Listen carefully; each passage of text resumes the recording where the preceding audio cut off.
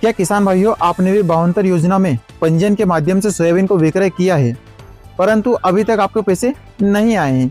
क्यों नहीं आए हैं, कब आएंगे, कैसे आएंगे, अब क्या करें? इन सभी सवालों के जवाब आज इस वीडियो में आपको देखने को मिलेंगे। जी हाँ, नमस्कार किसान भाइयों, मेरा नाम है सुरेश केलकर और आप देख रहे हो आगर मंडी भाव यूट्यूब चैनल।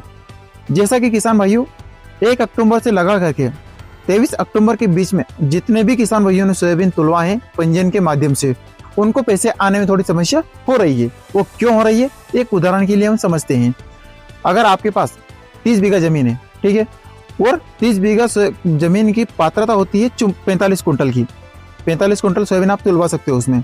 बाकी उसमें समस्या थोड़ी सी, आपको 10 बीघा का मुआवजा मिल चुका है।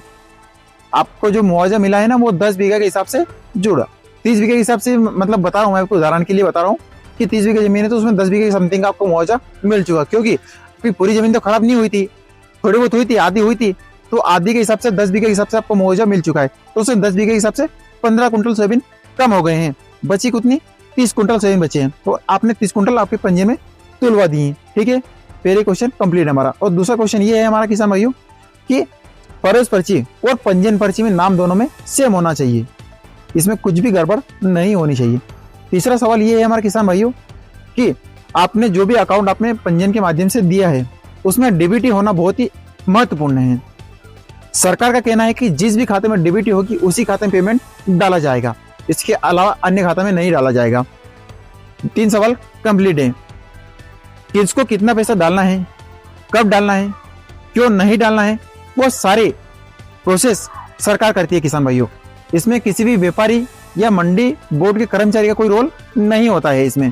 तो आप किसी भी कर्मचारी या मंडी बोर्ड या व्यापारी के ऊपर कोई भी किसी प्रकार कोई संकीर्ण सवाल नहीं उठा सकते हो।